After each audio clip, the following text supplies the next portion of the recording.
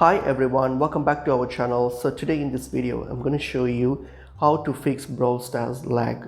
So if you have these issues where Brawl Stars lag, so here are some tips that you can try in order to fix this.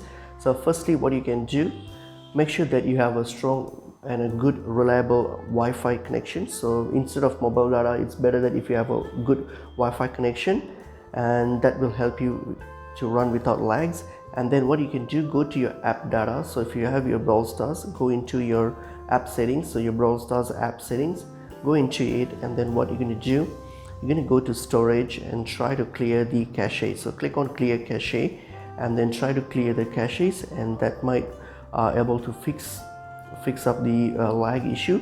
And apart from that, what you can do, you can also see if there's an update on your Play Store or Apple Store for any update on Brawl Stars. If there is any, just update your app. And lastly, what you can also do, you can try to install this app here. So this is called Mobile Game Anti-Lag.